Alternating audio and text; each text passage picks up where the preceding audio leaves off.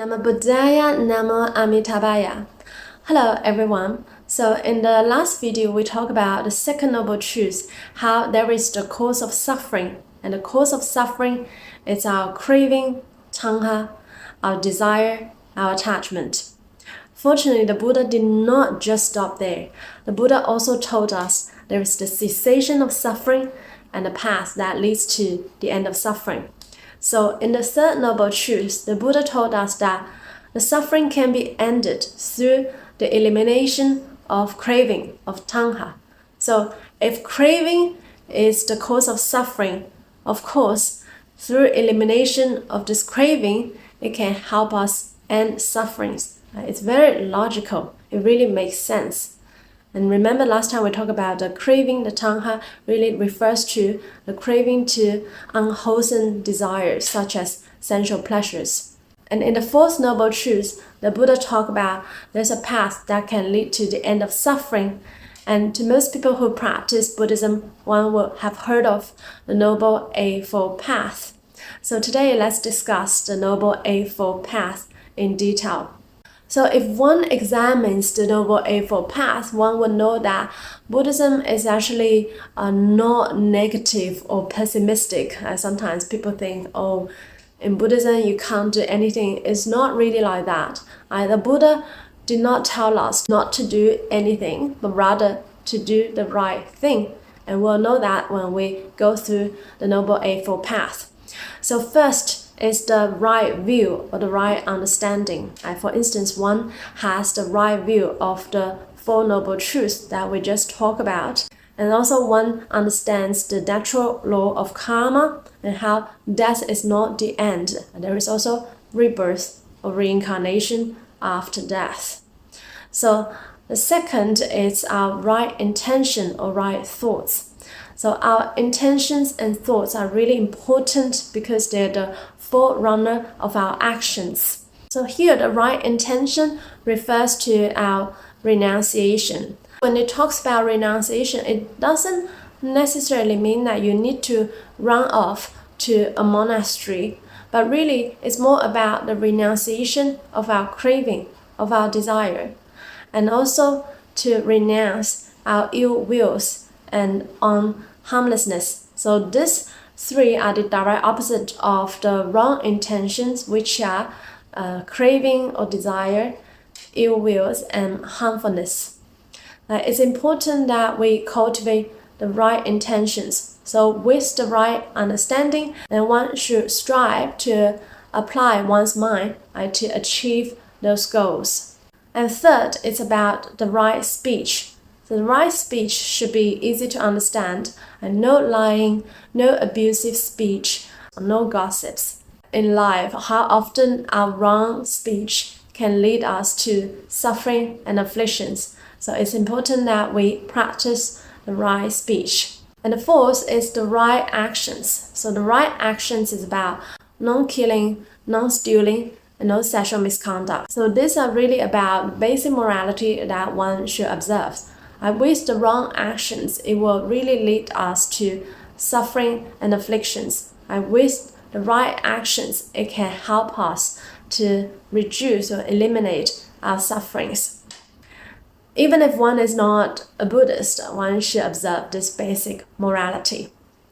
And the fifth is the right livelihood. So the way that we live our life, we sustain our life, should not involve in killing or harming other beings.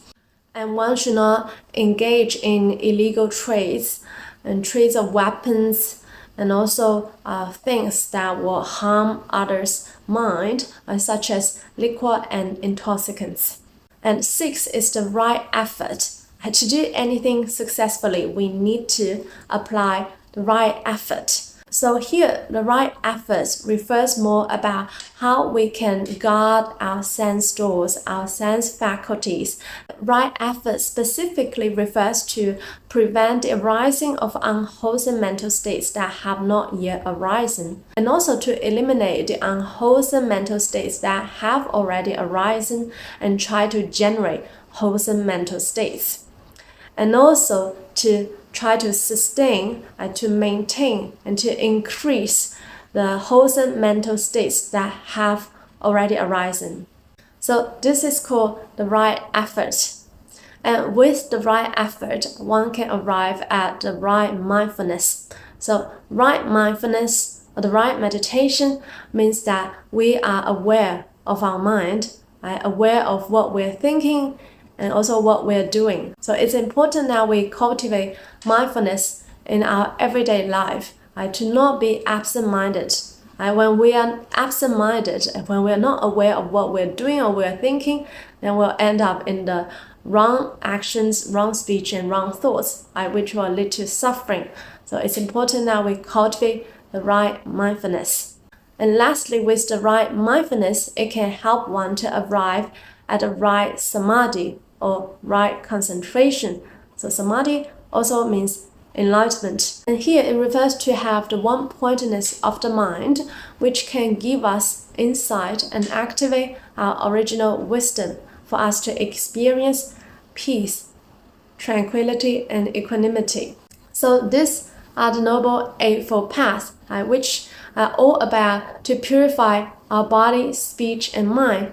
It's also about the morality, meditation, and wisdom. And also through the practice of Nianfo, it has also encompassed this Noble Eightfold Paths. If one Nianfo with a sincere heart, a sincere mind, with the right understanding and the right intention, it also helps us to purify our body, speech, and mind. Nianfo is also a great meditation.